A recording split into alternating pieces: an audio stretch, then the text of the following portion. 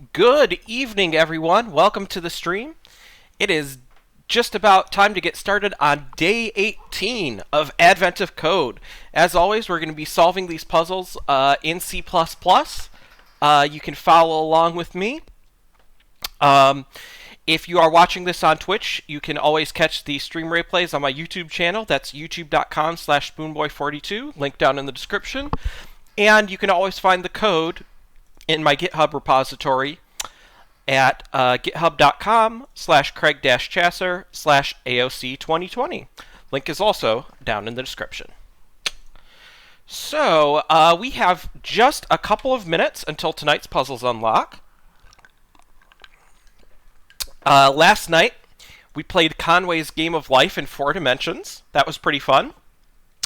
But in these couple of minutes we have before the puzzle unlock, let's just go ahead and do what we do every night and set up the scaffolding of our solution. So do part1.cc here, do our minimal C++ program,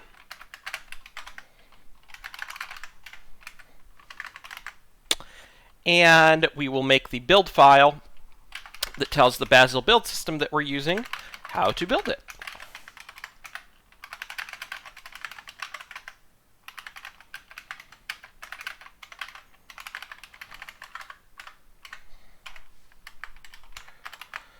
Okay.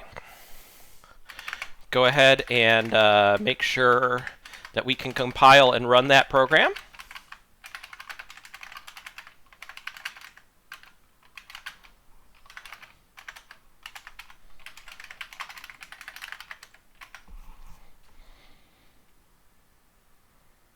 Okay, we are good to go there. In the minute or so we have until the puzzle actually unlocks, let's just go ahead and put in the check library that I use for assertions and the IO library I use to read files. These are both, things that I've written here that you can find in the util directory up in the Git repository. But we'll go ahead and add dependencies for those.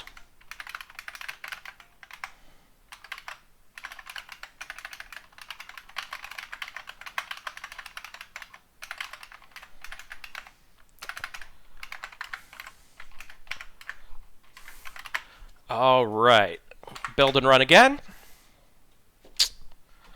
We are all set to go with about 20 seconds. Okay, so we have a question in chat. Can you explain why you don't use standard libraries? I do use the standard library a lot, and I also use the Abseil C++ library, which adds on quite a bit to the standard library. Just for the file I/O and check routines, for check, instead of using assert, I wanted to use something that just always executes into every build mode. And for the file I/O, I just wanted to have something that could read in, like all the lines from a stream and give me a vector of strings instead of having to parse things on the fly, just to speed things up a little bit. But they're all built using standard library components. Okay, day 18, operation order.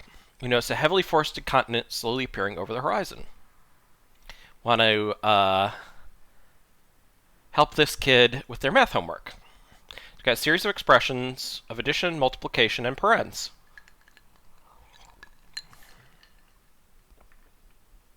Okay. Rules of operator precedence have changed. Okay, so everything appears left to right regardless of order. But parentheses can override this order. Okay.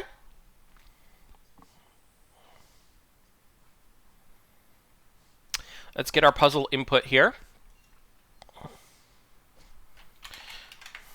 If I weren't so rusty on Lex and Yak, I almost might be tempted to write a real parser for this little math language here. But okay, so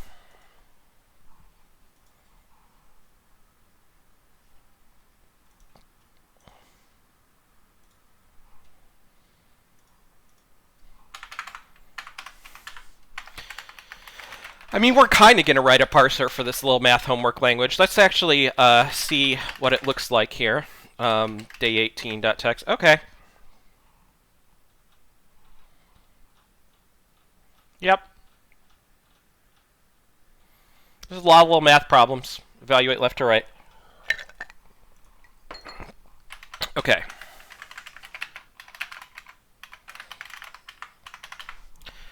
Um,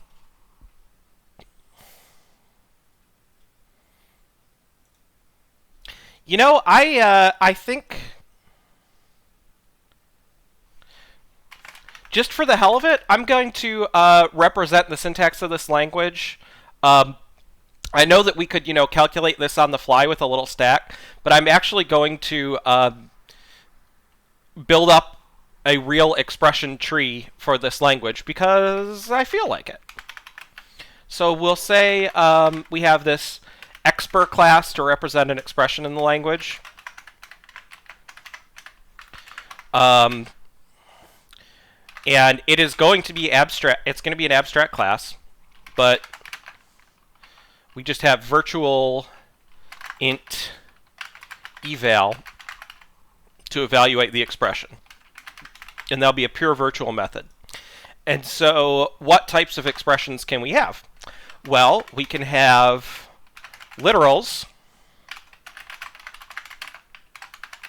which are just straight up integers, straight up numbers. It looks like they're all a single character too in the input, although it might be best not to assume that. I don't know.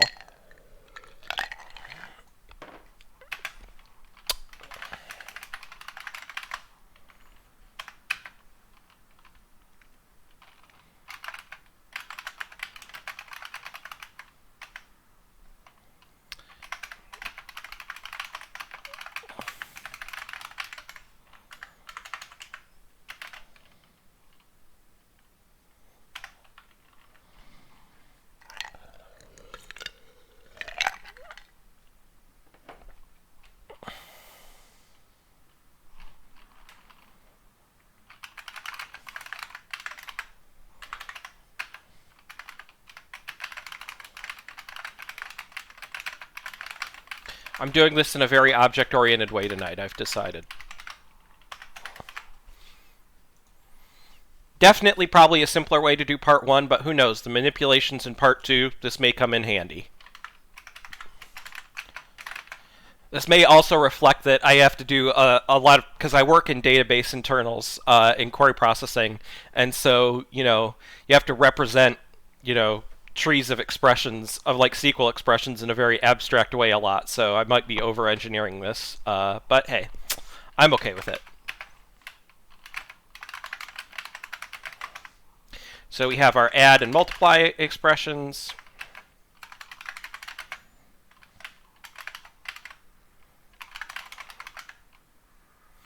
And we'll use unique pointers to hold the child expressions.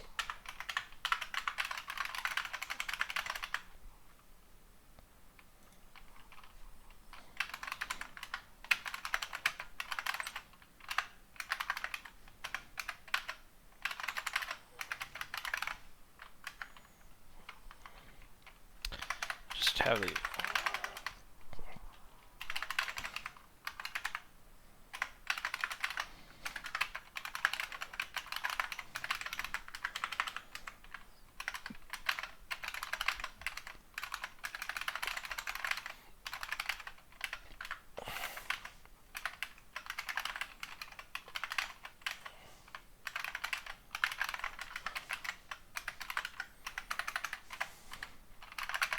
and to evaluate the sum, we just take the sum of the children's values. So we just do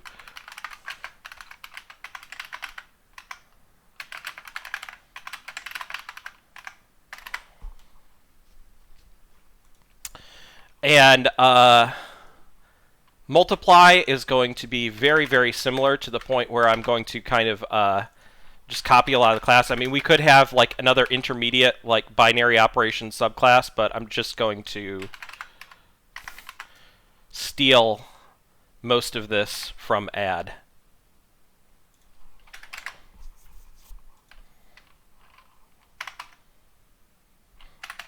And then parentheses, we don't even really need. We don't really need to have a class for parenthesized expressions. We just need to make sure that we put them in the right part of the tree while we're parsing. So let's now write our parse routine.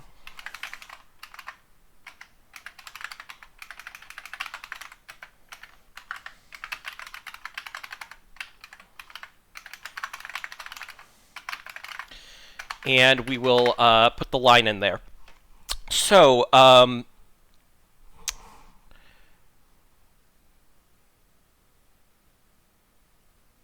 I think the main thing that makes this just slightly tricky is when we encounter an open parenthesis, we want to scan all the way forward to the closed paren and just copy that and just parse that whole expression in the parentheses as if it were the expression for the whole line and just put it in the appropriate place in the tree.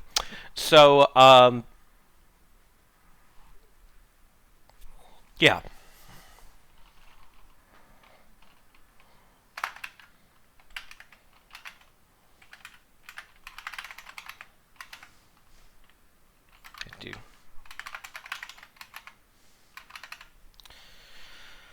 There's ASCII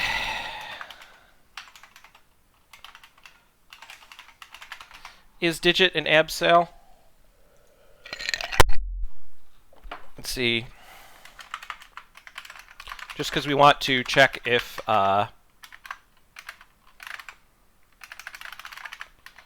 something is a digit, in which case we'll parse it as a literal. So we'll say, absal ASCII is digit for the first thing in the line. Does that not work? Oh, it should be just lined up front, not lined up begin. We want the character, not the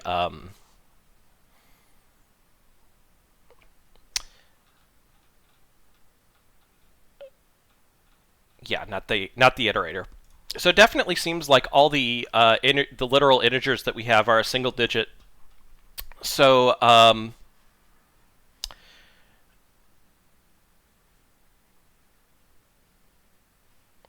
we'll just say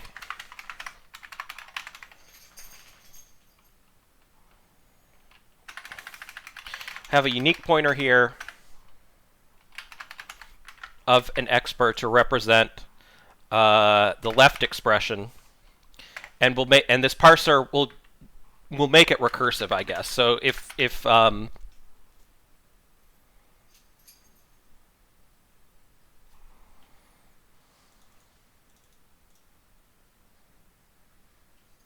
yeah.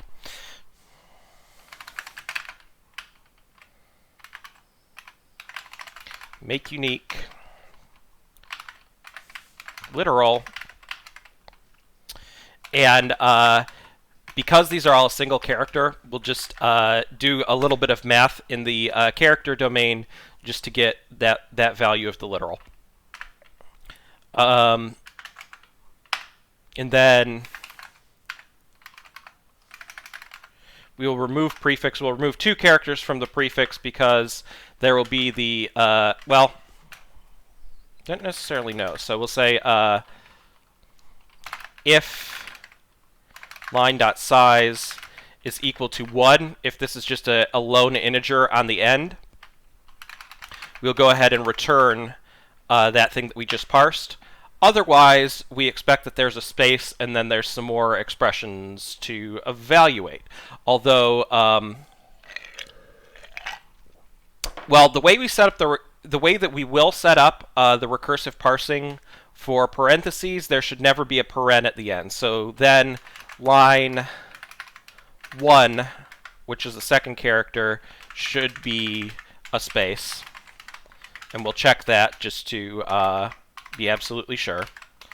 But then we will say line.remove prefix 2. So remove 2 from there. And then we will say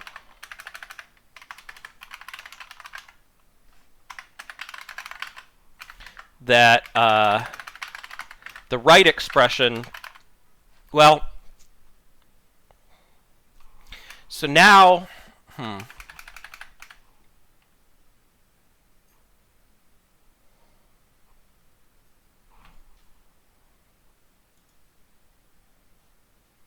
we'll maybe make a helper method to finish parsing either an addition or a multiplication. And now this is the point where I'm like, maybe I should have written this in an actual parser generator like Yak or Bison, but we're just doing it in pure C++ right now. So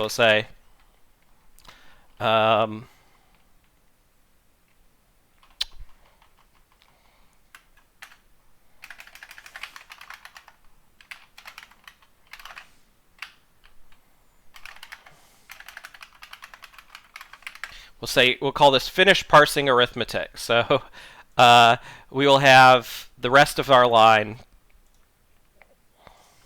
So we want to make that modifiable as well, and then we'll have the left that we already parsed. Is that how we want to do this? Yeah,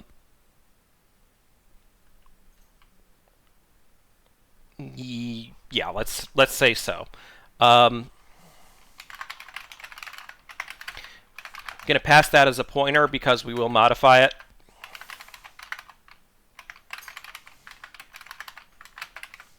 We'll pass in the left that we already parsed. And what we'll do here is check that first character. So we'll say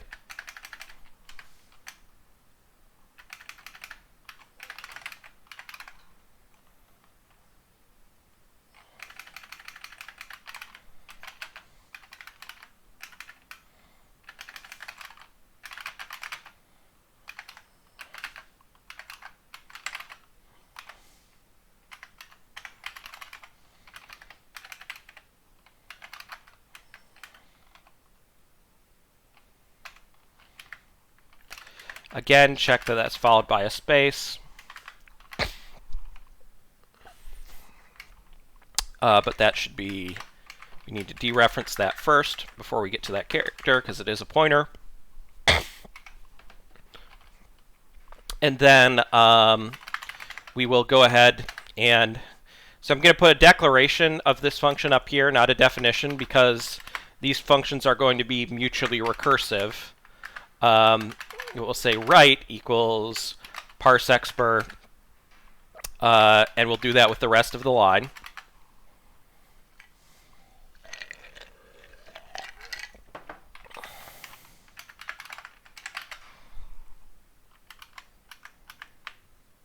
I'm getting the feeling that these lines should always be passed on pointers, and we can just, we'll always be consuming left to right, even as we are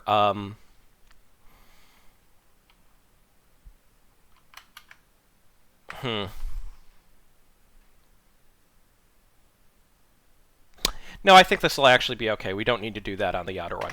But yeah, so we'll parse whatever is on the right side of the addition or the multiplication.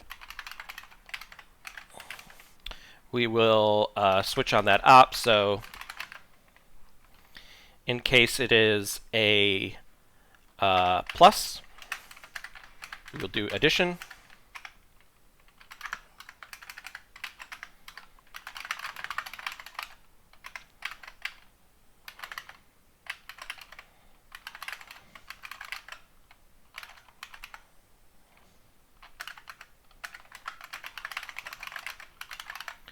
Got our left and right for the addition.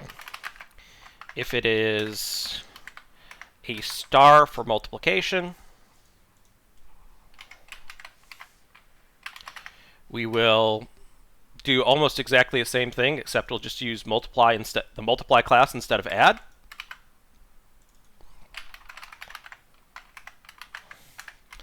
If it's not one of those two things, we're in trouble, because it should be one of those two operations. So we go down to check fail.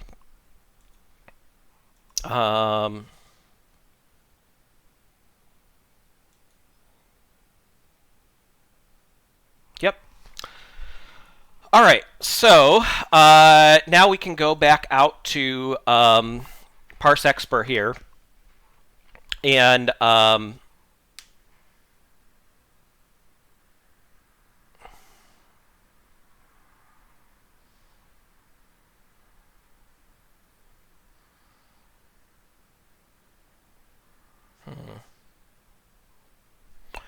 just I'm thinking a little bit about the recursive logic.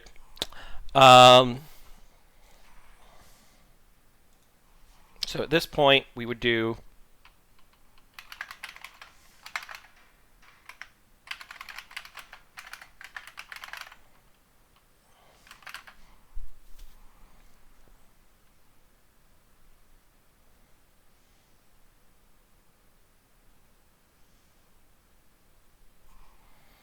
the right is finish parsing. Well, no. The actual expression would be turn finish parsing arithmetic.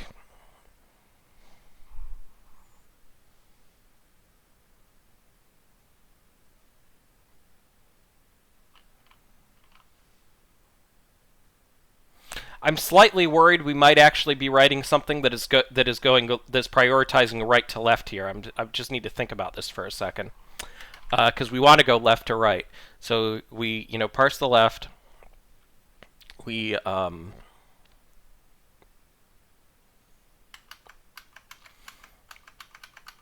want to be greedy about parsing integers. So actually, I might want to structure this slightly differently. And maybe like have helper expressions that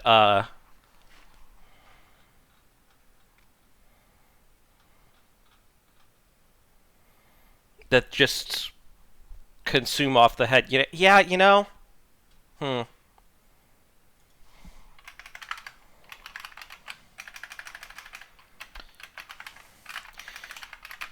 Please bear with me while I rewrite some of this here, but I want to maybe actually have a static parse method in each of these classes that just consumes off the front of the string because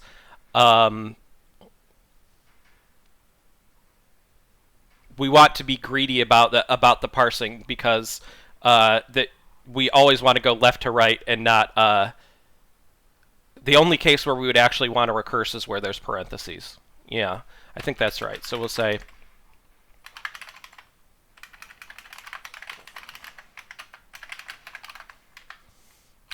and this parse method will actually eat characters from the line. So we'll just say check,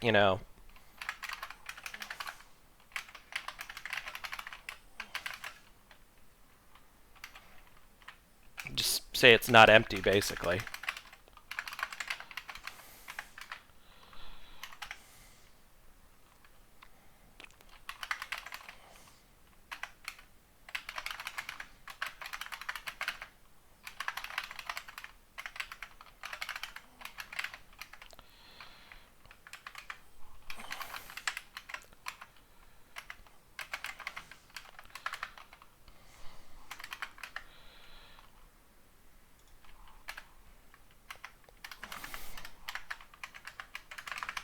And we will say if, well, so first we'll just remove one character that we just parsed from the line.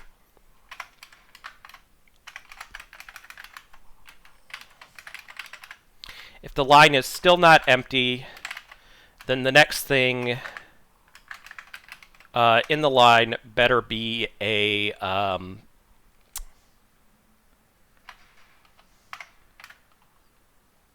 an empty character.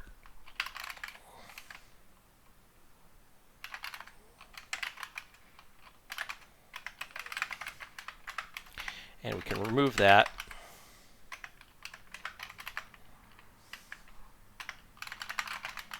And return parsed.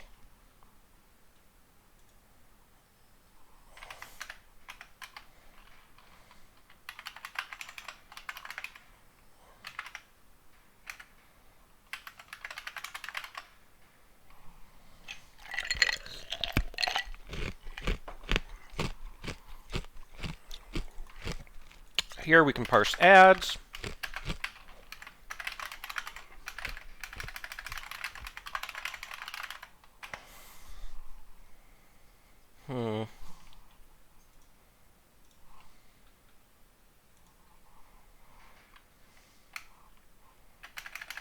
Yes, we are making it kind of similar to the way we did it before, but this will hopefully be a little bit cleaner anyway.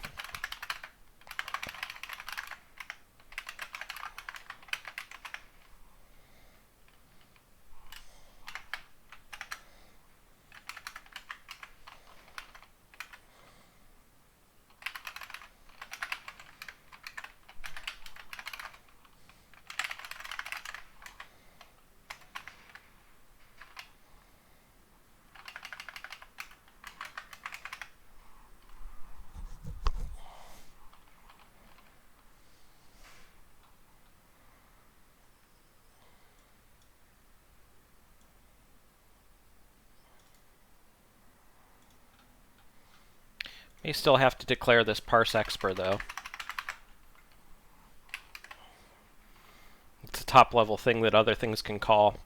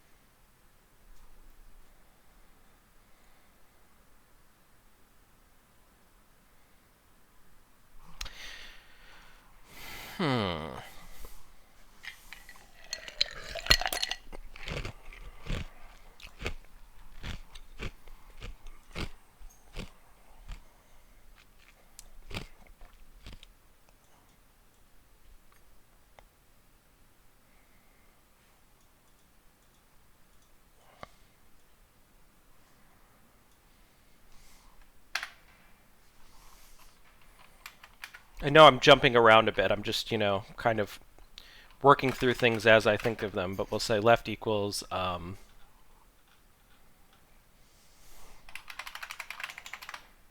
parse. Take that line. Line is empty, can just return left right away.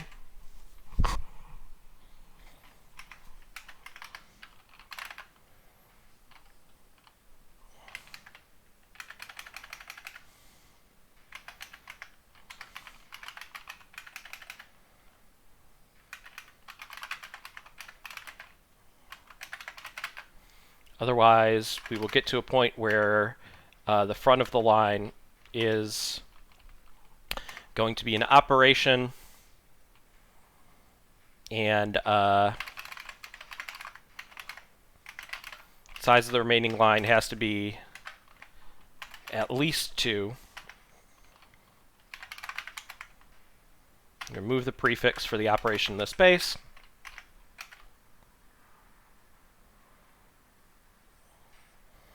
And we will say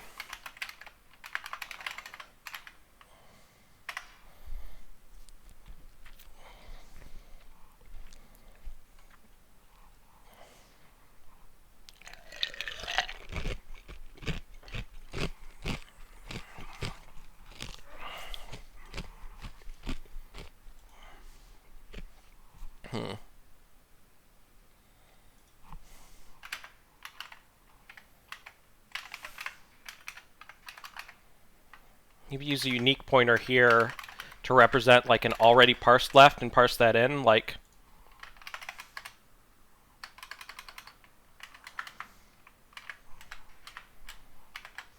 that can possibly be null, so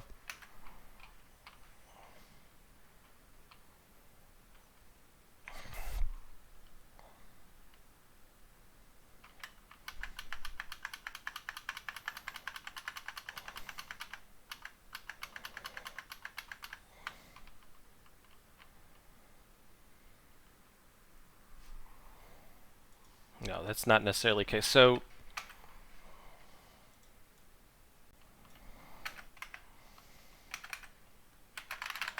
say else if line.front is an open parenthesis to start the left side of the expression, then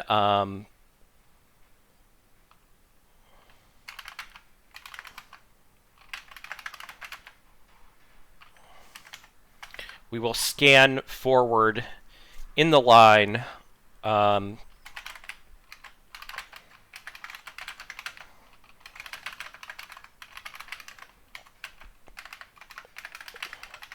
find the respective close parentheses, and then we'll just strip the we'll have a substring with the parentheses stripped off, and we'll recursively parse that, and that will become the left.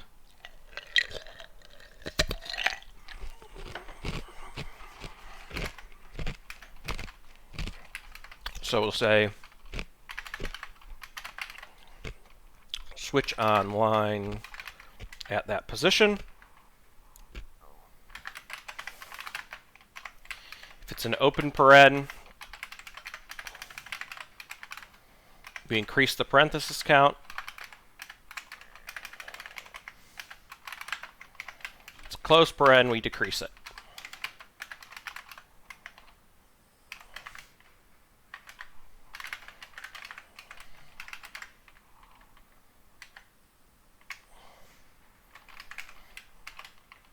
And if it goes to 0,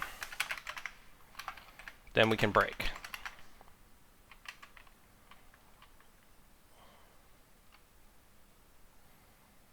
Well, then we can break the outer one, actually. So we'll just do minus paren count here, but we'll have the break condition on the outside of the switch, because we actually want to break out of the loop, not the switch. And then default, do nothing.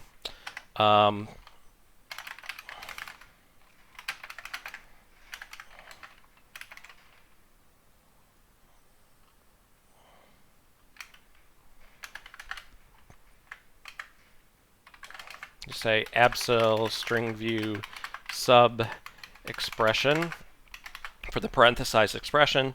So if paren count gets back down to 0 at this position, then we do sub expression equals line dot substir from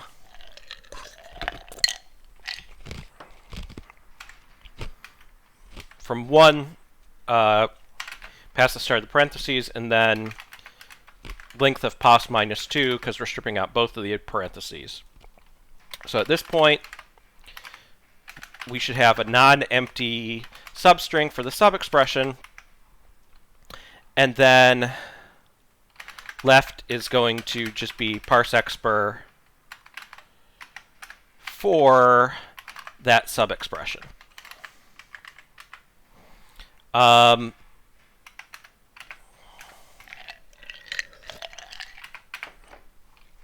So now we've parsed on the left side either, well, we'll see here.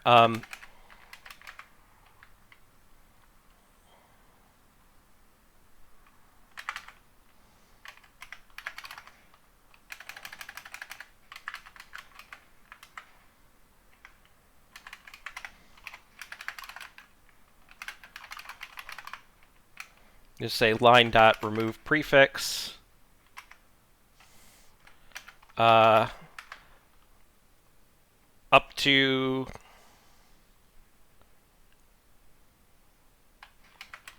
that position +1 to get past the parenthesized subexpression, and of course you want to break that loop there. So now we've consumed the front expression from the line. It's either a literal digit or it's a parenthesized sub-expression.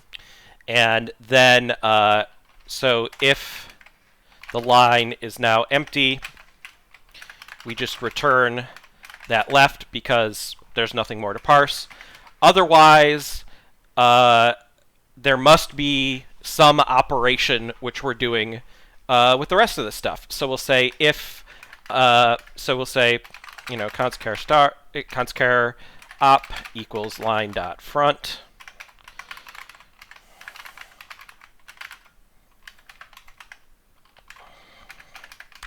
Do a little check on the line size.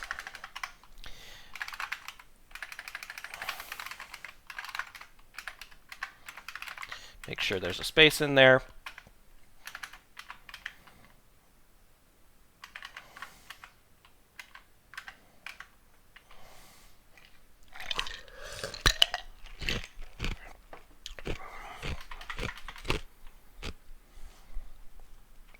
Or as there could be a space after a parenthesized expression.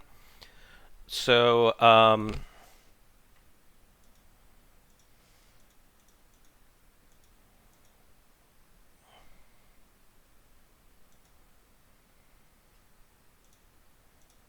yeah.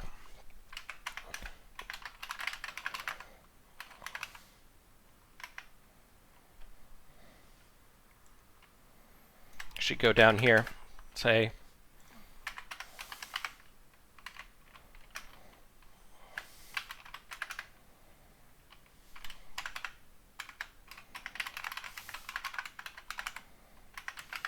so there should be a space after the expression.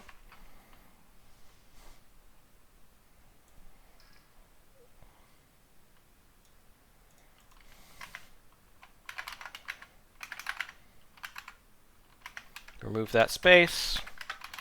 Get that op character.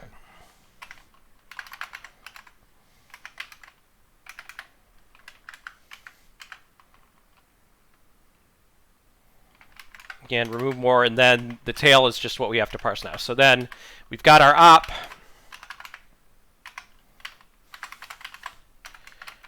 We can parse the right using recursive call to parse expr with what's left of the line. And then we switch on op if it's plus. We return add with our left and right sub-expressions. If it's multiply, we do something similar.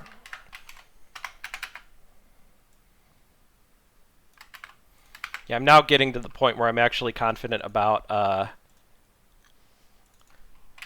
the fact about that we'll always be parsing left to right plus parenthesization. Default, it'll just be a check fail. Okay. So we don't need this finish parsing arithmetic anymore. I don't even think we need that parse expr. We'll get rid of that parse from add because we'll just make that part of the part. That's all part of parse expression. We can keep the parse and literal. I mean, it doesn't really do much of anything, but it's fine to have. So I think we've got our actual expression parser now. There may be bugs in it. We'll find out. But the next thing that we have to do now is just read in our input, parse them, and evaluate them. So let's go ahead and check that we get two arguments, one for the program name itself and one for the input file.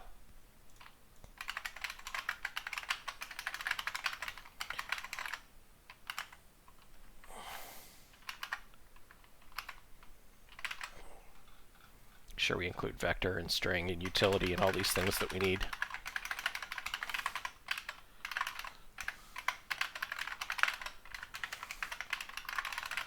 There we go.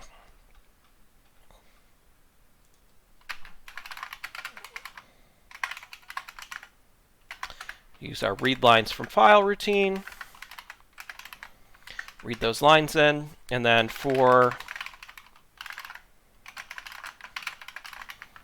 each line in lines,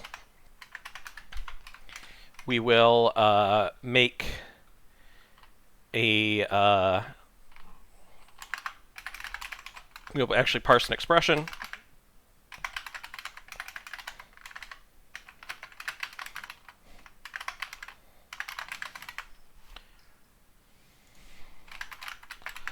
And then what the puzzle is actually asking us to do is sum all the resulting values from all the lines of the homework.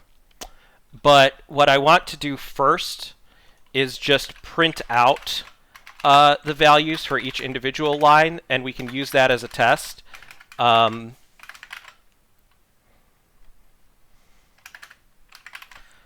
While we that for some of the basic expressions that they give us. So let's make ourselves a little test file here using the examples from the website.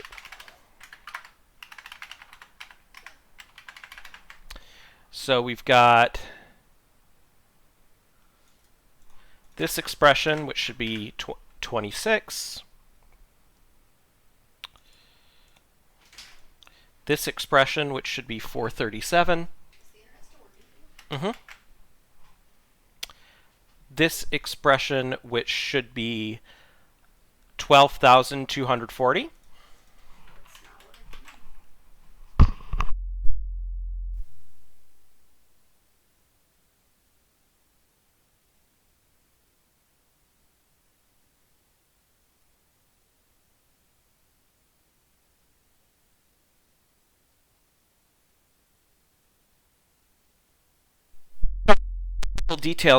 Technical difficulties with the actual live stream. Our connection may have been interrupted. I'm going to try and reconnect.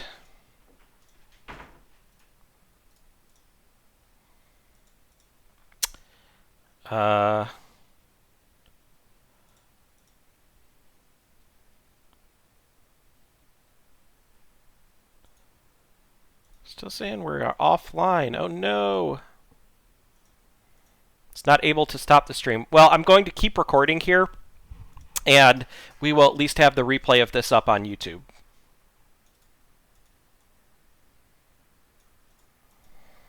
Maybe it's Twitch that's having problems, actually, because my partner was just trying to watch something on Twitch and apparently got interrupted. So we shall see, I guess. But anyway, let's go ahead and run our program on those test inputs. Okay.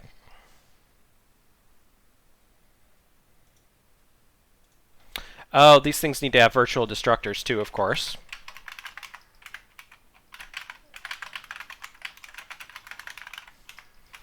Which this did helpfully warn us about.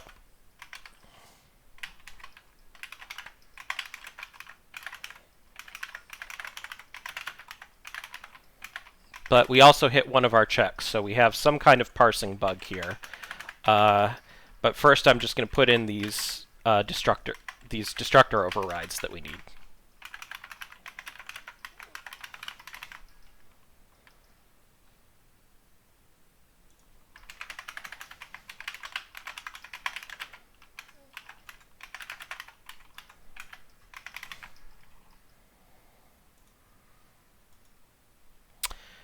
Yeah, I don't know if we're going to be able to recover the Twitch stream, unfortunately. But we will still be able to put this up on YouTube later. Okay. So, line 98, we get to this check here.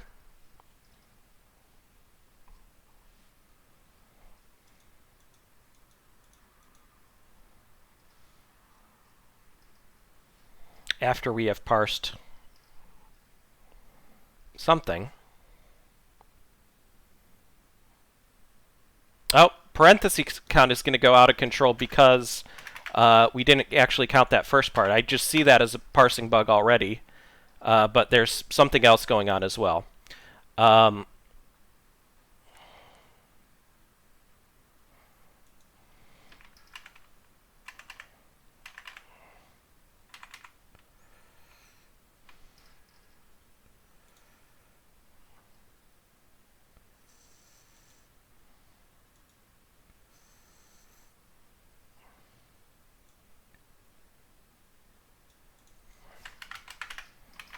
Wonder if this prefix removal is going to be a problem.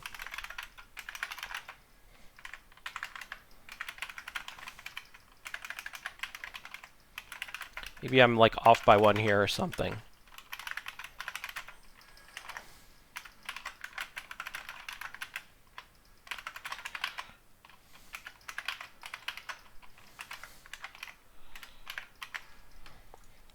Let us see.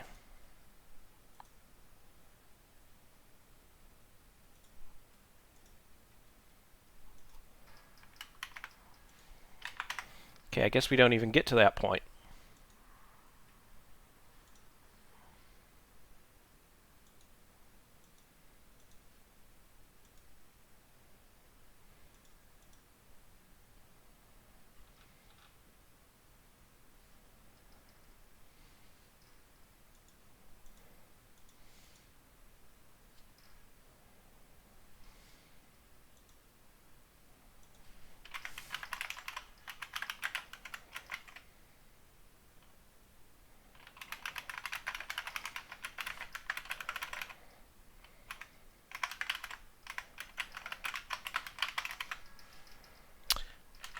just see how far we get. Okay, so we parse a literal 2.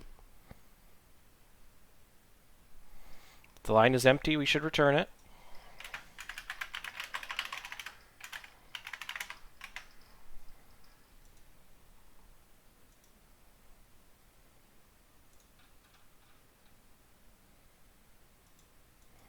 Okay, this thing is still removing prefix. Yep, we're just trying to remove that empty space twice, and we shouldn't have. Okay, so now,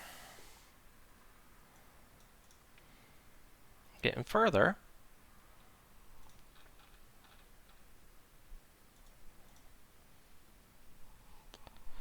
Should be trying to parse 4 times 5. Okay.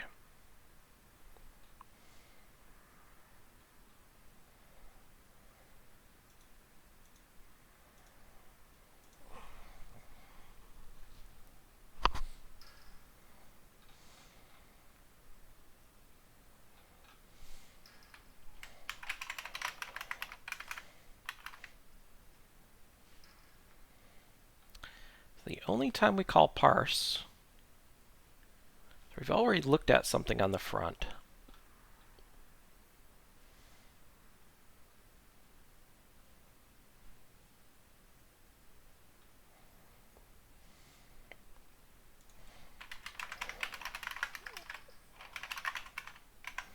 We add a check there that the line's not empty.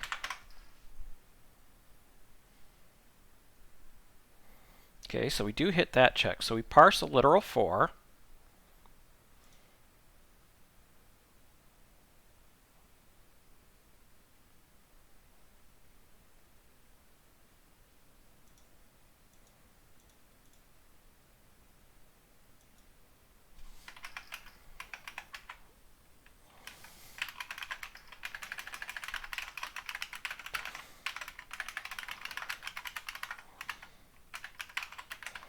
Just spit out the remainder of the line that we're parsing here then.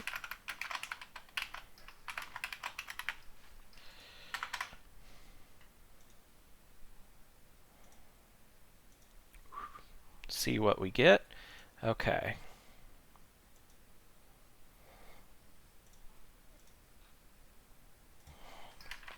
Should be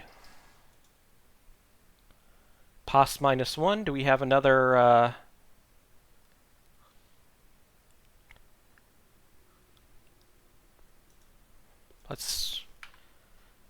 Let's check that out here. I think we maybe trimmed too much.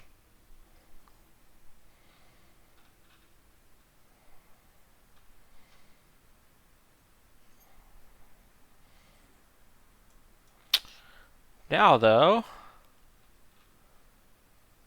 is the math wrong?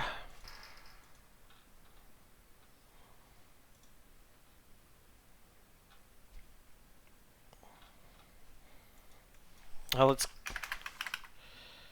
try and figure out what we screwed up with parsing here, because I think we're getting some wrong answers, but at least we don't hit our assertions and crash. Okay. So correct answers are 26, 437. Yeah, so these are all wrong.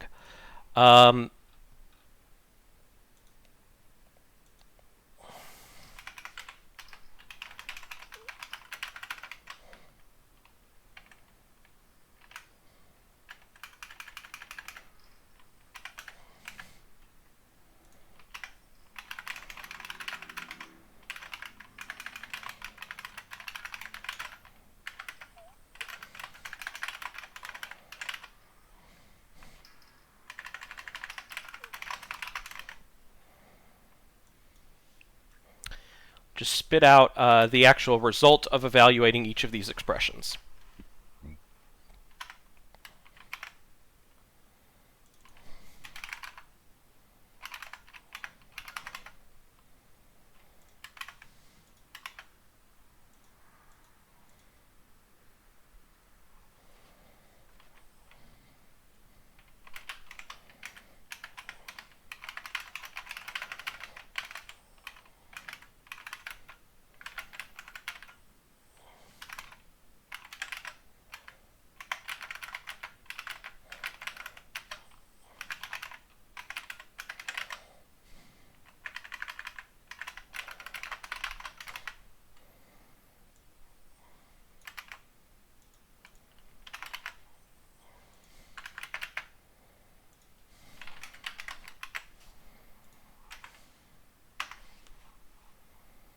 Okay.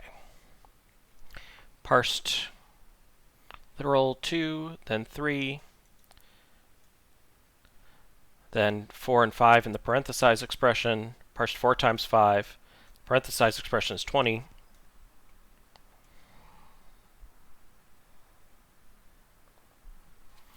But we still wound up being greedy on the right side rather than the left side with this recursive descent. Okay.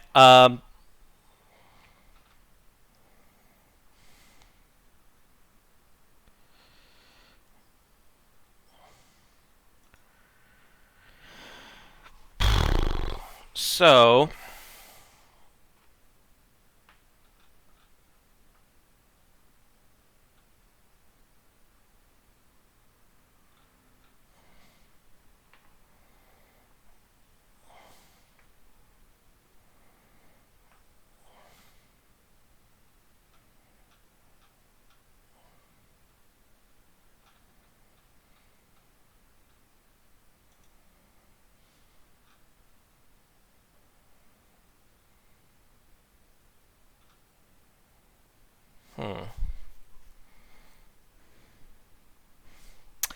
how do we swap around the order here is the question.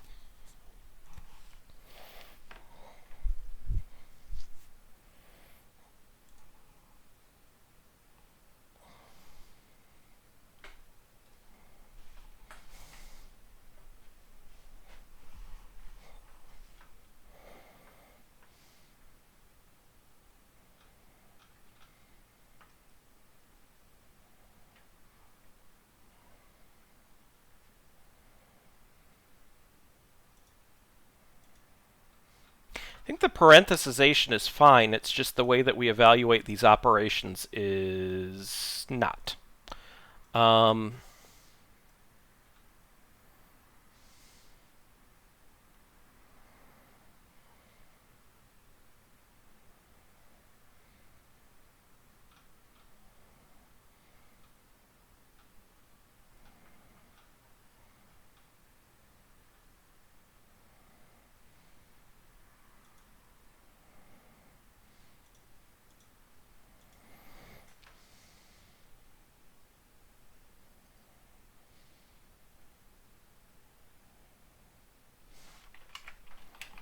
Maybe we do want to make this mutable and just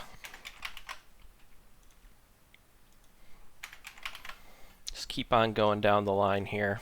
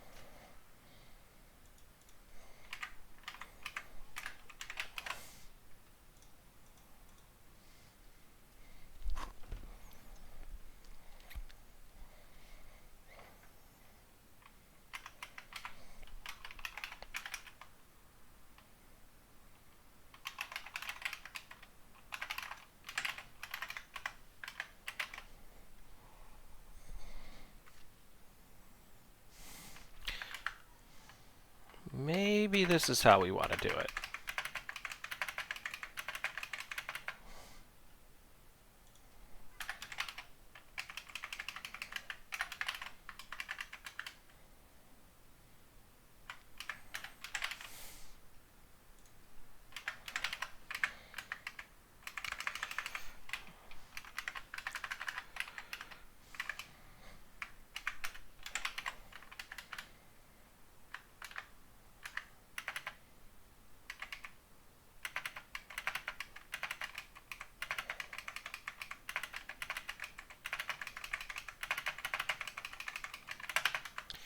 Here what we'll do is we will replace left instead of returning.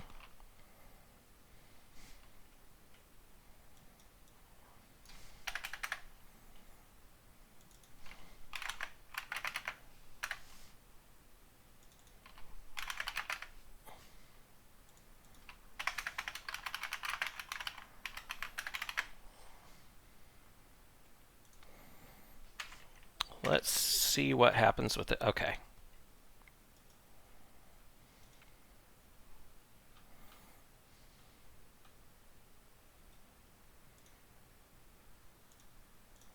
Oh, just out here, of course, we need to pass in that mutable version. That's all.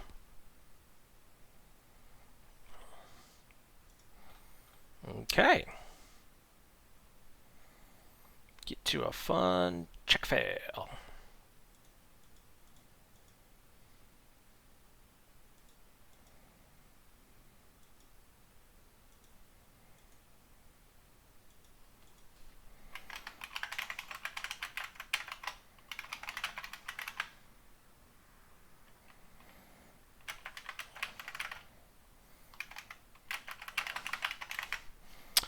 See what that gives us. We're trying to parse the star in something, huh?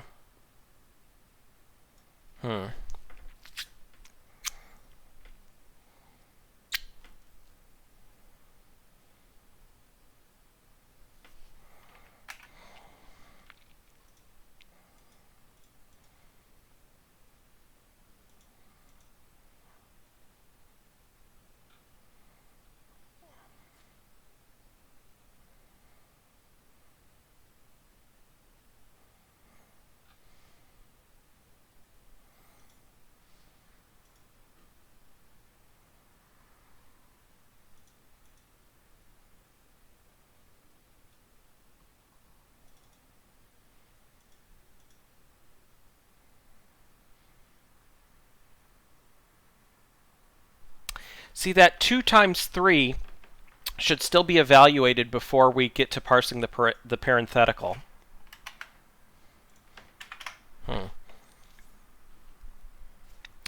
So, come in with an empty line. Parse the literal.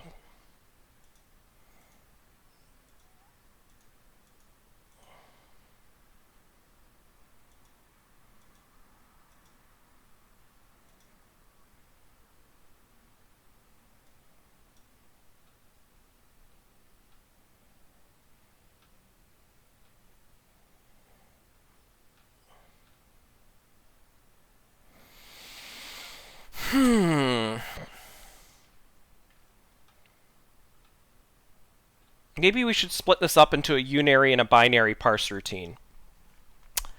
That might be the thing to do.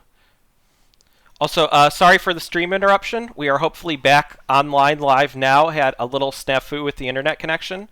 If any, I kept on recording the stream while I was working through this, so this will all be up on the replay on YouTube. But we are now back live on Twitch. Sorry for the interruption. Yeah, my internet connection was just a little bit wonky. But yeah, what I'm working on now here is just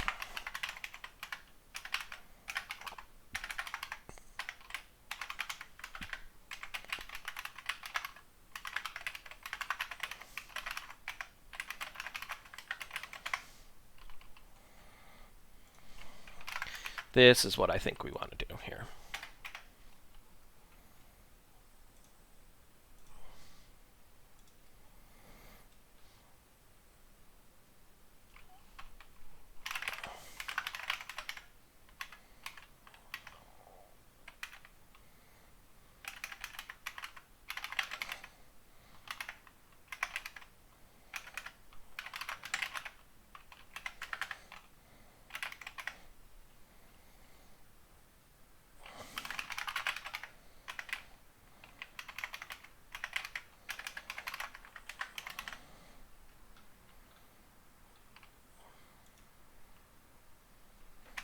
Actually, we'll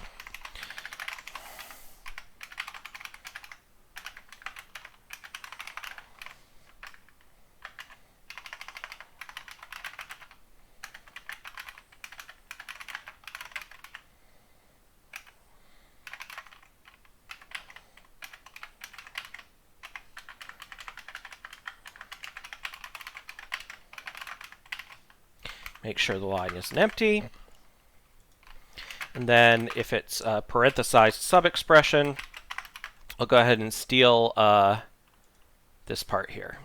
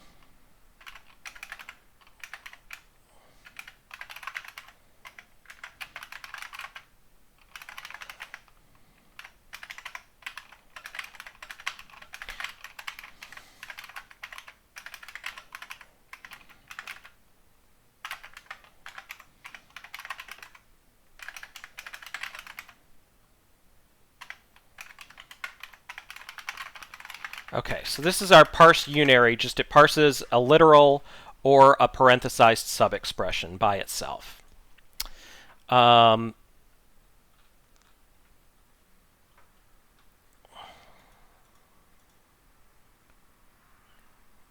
So then we will change this parse expert to be what we call parse full.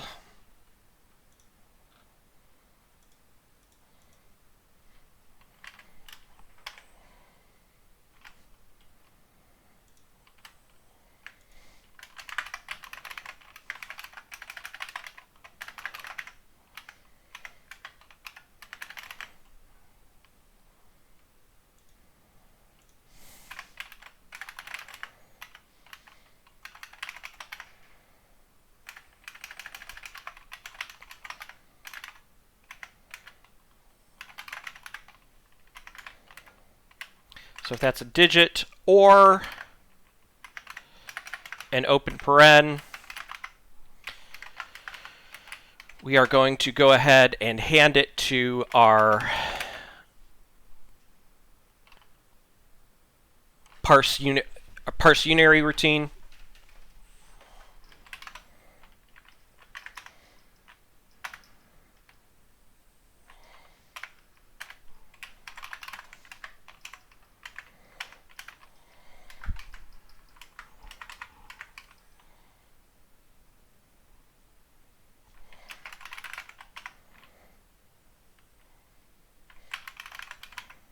There's nothing else that it can be at this point in parsing.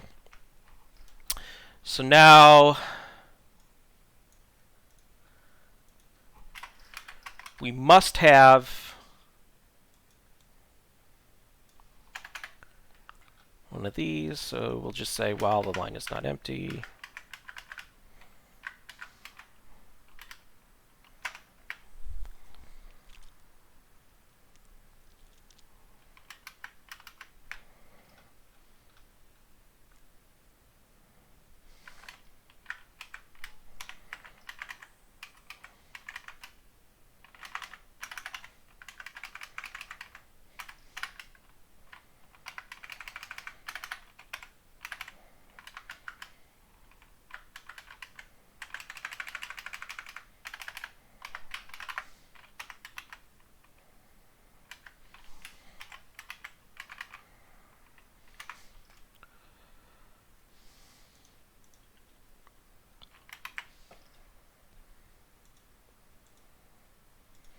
Let's see where this takes us. We still have some errors in here. Okay, so that should be dot front. And we want this to be parse full for the line.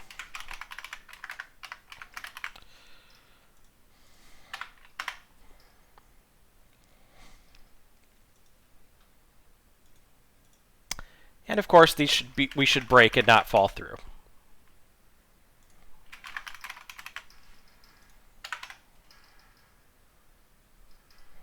Now we are getting the correct answers, and we actually have our greedy left to right parser. So yeah, recursing on the tail was right. I was doing it exactly backwards, going right to left with these sub-expressions, but we have something that actually works here now. So now we can just calculate up the big sum for the homework.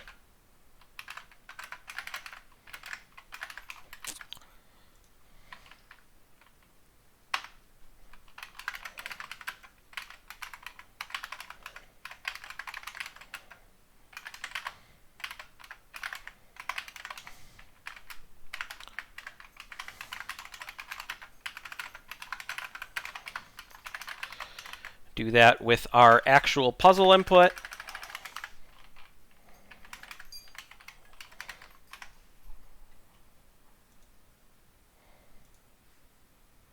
Should be lied, not expert.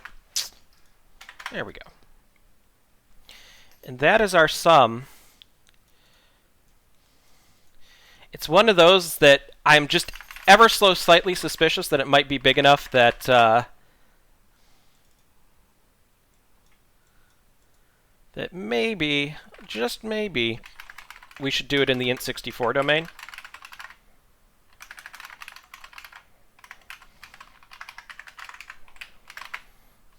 Because I always get suspicious of those. Yeah, look at that. Well, it's a negative. Wonder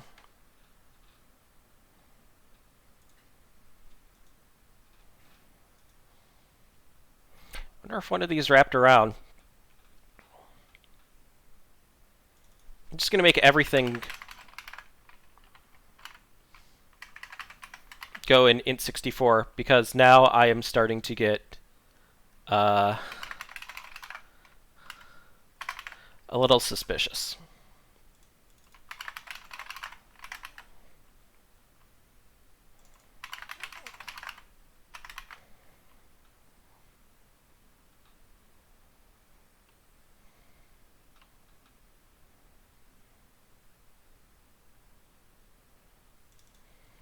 Guess we can make that int64t too, although all of those should be single digits, but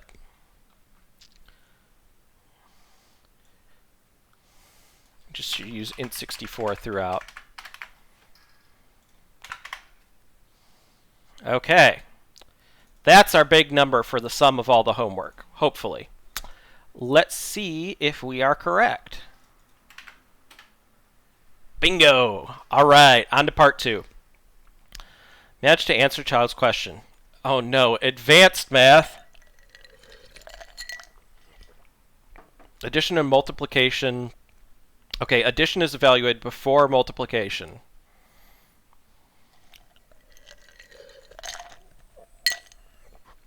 So we have to change the precedence order in our parsing.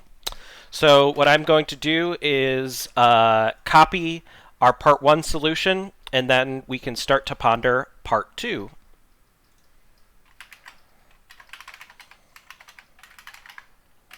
That should be, sorry.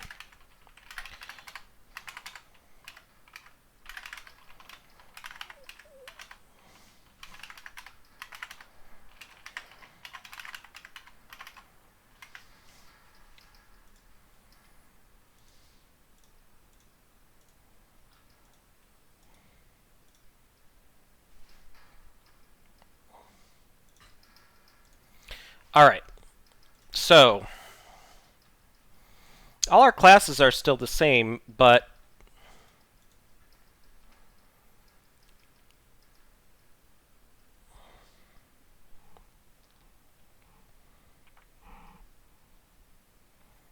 we just need, so we want to prioritize addition over multiplication.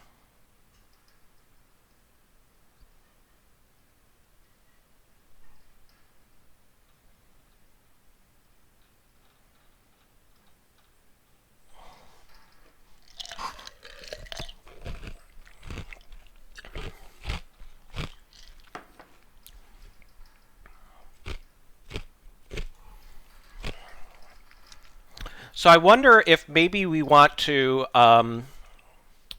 in parse full here, we're always just replacing left. But I think what we want to actually do is just come up with a sequence of all the operands and the additions and multiplications between them. And then we do one pass to evaluate all the additions first. And then we do another pass to evaluate all the multiplications. And that ought to work, I think.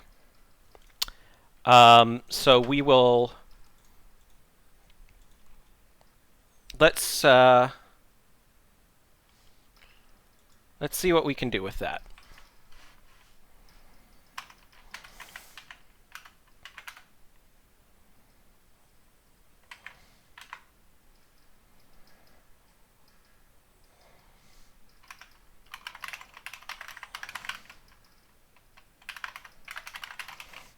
So I have a vector of the operands.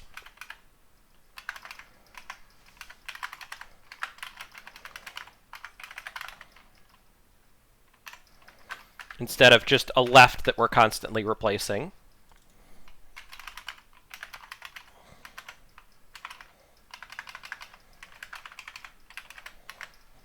Okay. Parse unary on the right. And then we will also have a vector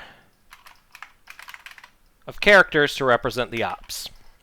Obviously, we could use, just a straight-up string for this, but I'm using vector of characters because we only ever want to read them one at a time.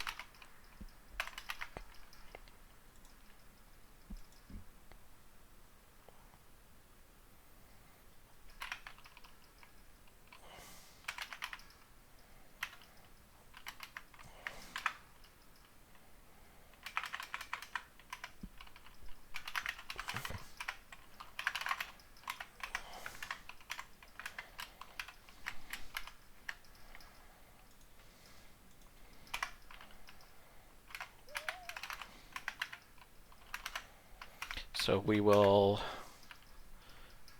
parse unary from the line to put it on the back of operands.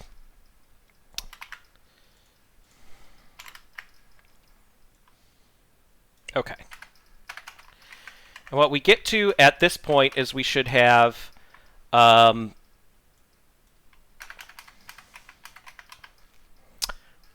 more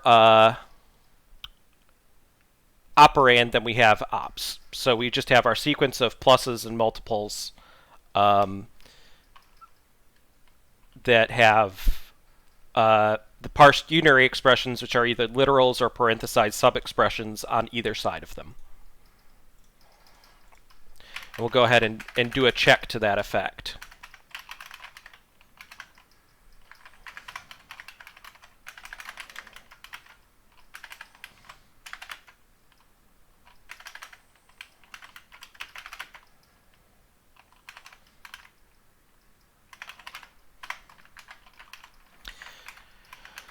So for the first pass, we will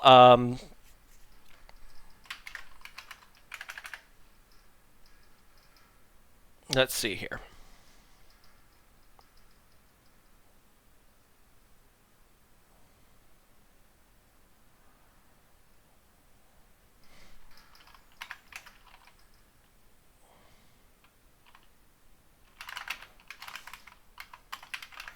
We'll go through all the operands, and we will also in lockstep be going through the ops. So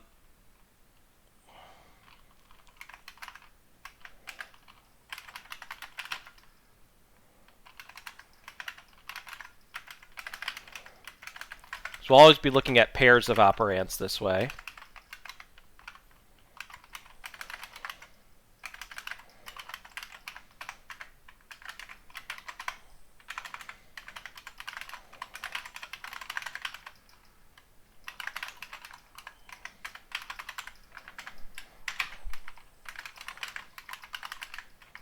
So we'll have ops after addition here. Say if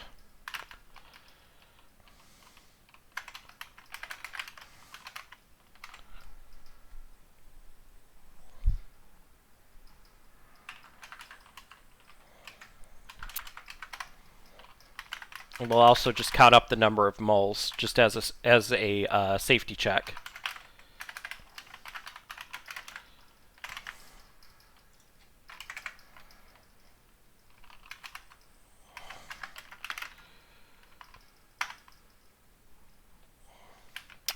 So if we have a plus there, then we want to evaluate it immediately. So we will, for ops after add,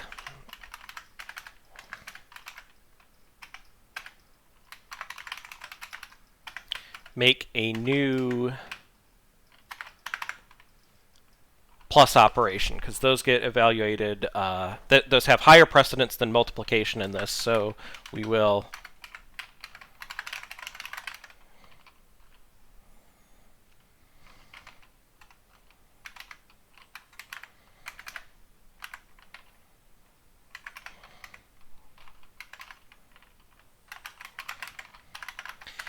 move those into place.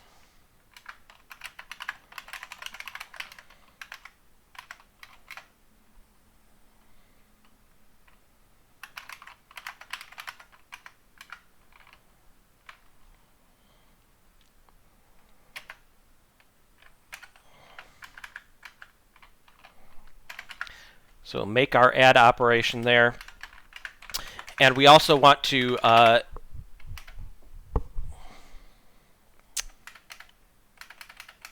well,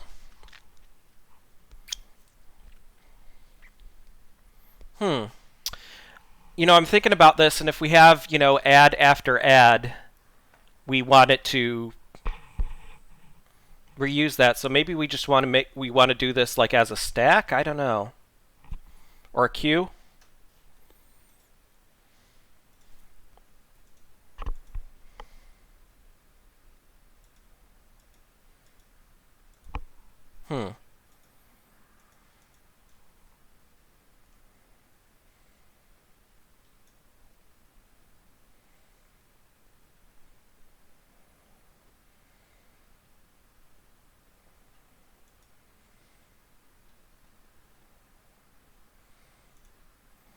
So in part one, we evaluated eagerly.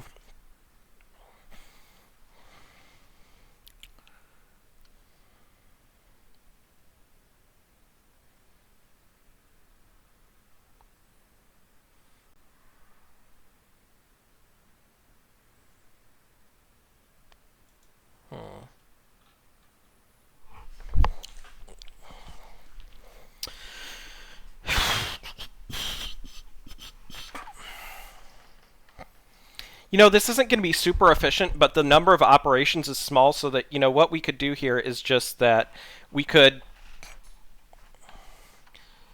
say that, you know, while there are still adds in the sequence, we will evaluate the adds. Otherwise, we will go ahead and evaluate all the multiplications. So, yeah.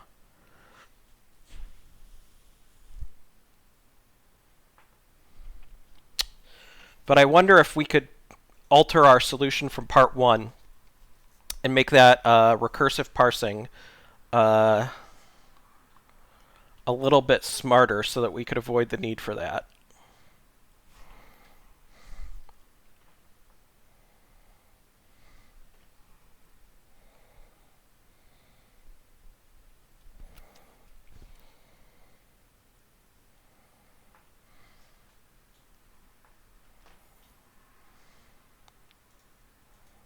Yeah.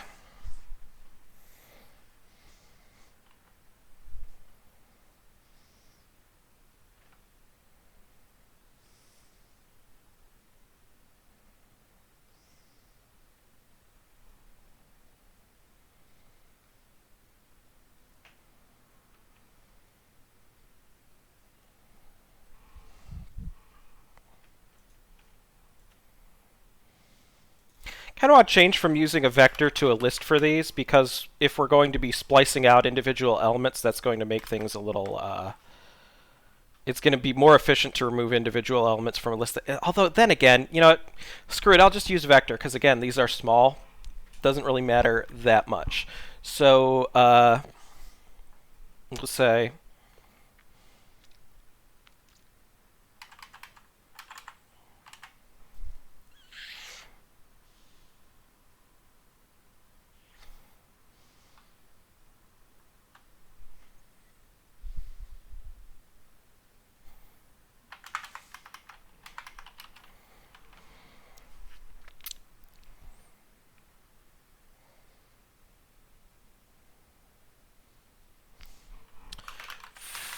for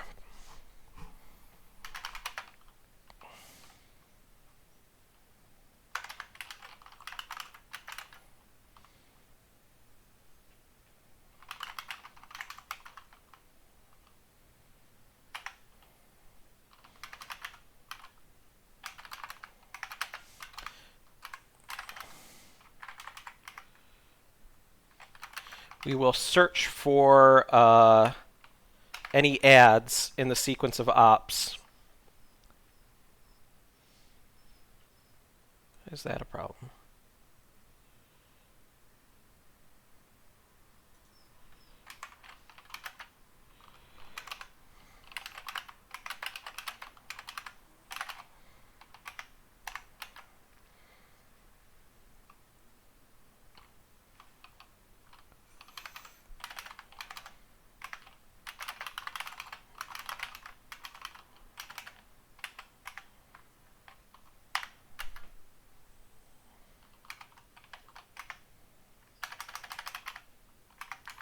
Whenever we find one of these, we will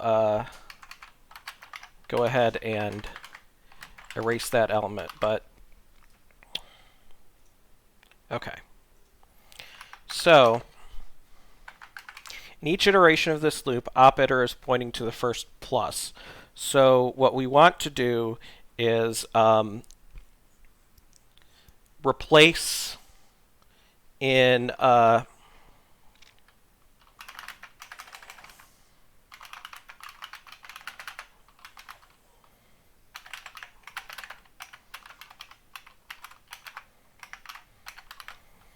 so that's the position we want to, in our operands list,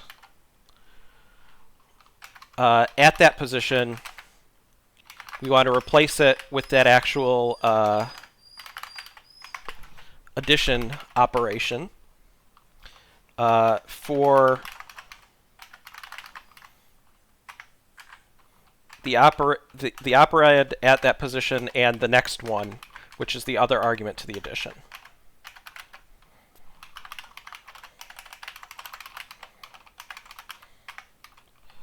Pos plus 1. Okay. Now the slightly tricky part here is that we want to erase that operand, and we want to erase the removed element on the other side, the right side operand of the addition. So I think we can just erase an iterator. Yes, we can. Okay. So what we'll do here then is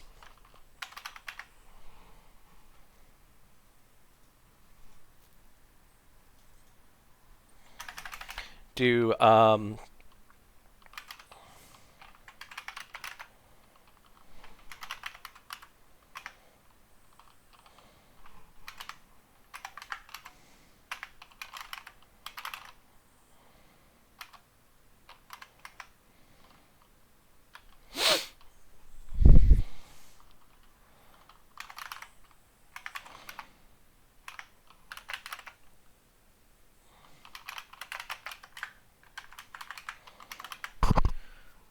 I believe that will do it for us for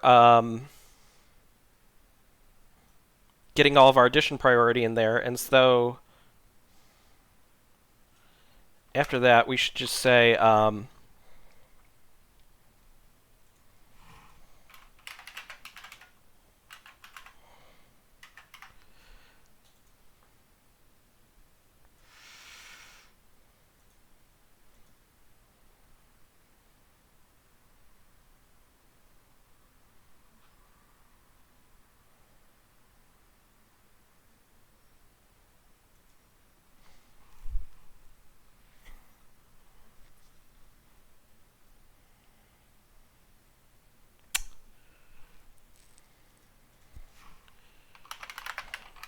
So next we can just multiply everything together. So we'll just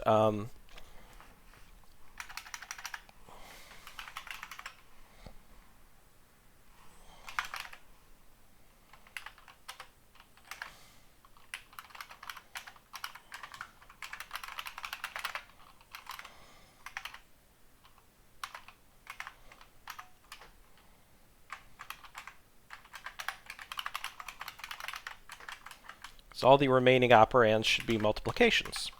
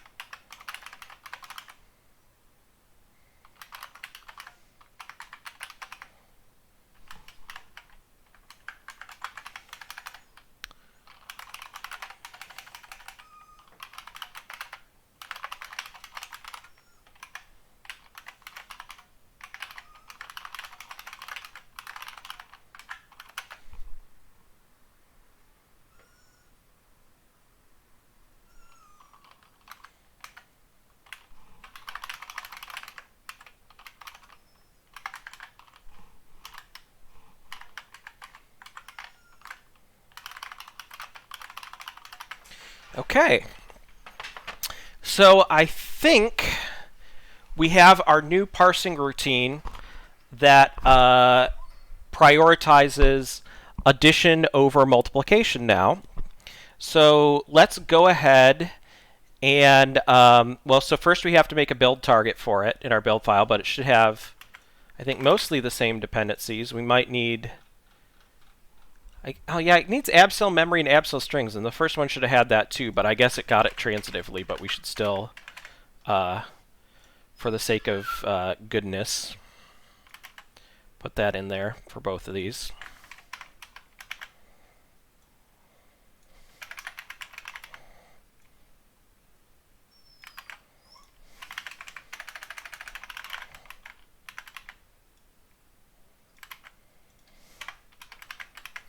Okay, so let's put in some more test inputs and see if we get these correct for our new prioritized expressions here.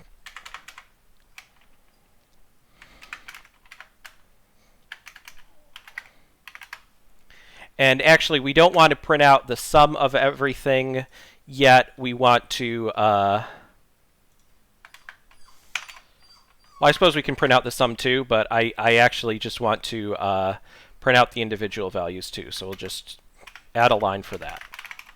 This means we'll parse everything twice, but that's fine. It's just testing things. Okay, 51, 46, 44. Okay, those are all correct. I think we do have our part 2 solution now. Let's run it on the actual input. Let's see if this big number is correct for part 2. All right, we got it. Let's see where we are on the leaderboard. Decent, you know. So yeah, this day. It's about, you know, recursive parsing and making sure that you get the order right. And to be honest, like, another way to solve this is not just using pure C++, but to use a parser generator like Yak or Bison, which is designed to be able to parse expressions like this and give you a whole, and you know, it's used to parse programming languages too, but you know, you can sort of, you know, bake in the order of precedence in different precedence classes, and it will figure out and build the parser for you. And I kind of and if I were a little more brushed up on that, if I were still like working on parsers, then that might have been the approach that I chose to take. But that's not really pure C++. That's using, you know, a code generation tool that you can use with C or C++ to build parsers. So we did this, you know, our own way. I'd say the things that were tough is, you know, making sure that you get that left to right order, because my initial solution, I was trying to avoid this, but I still kind of got in the trap where I accidentally, was parsing the whole right side recursively and then sticking that onto the left. But that's exactly the opposite of what we wanted to do. We wanted to, parse the left and then just parse only as far as we need to get the next operation, and then evaluate, then parse more, evaluate, because it was all left to right. Then for part 2, the way that I kind of hacked together addition having higher priority than multiplication is just, instead of doing that strict left to right, we sort of collected everything that was all at the same level in parseful here. We then scanned through everything, applied all the additions first, and then did another pass to apply all the multiplications. And that worked. If we actually had more than 2 operations, addition and multiplication, and we had, multiple different levels of precedence, this would not scale very well. And we would want to,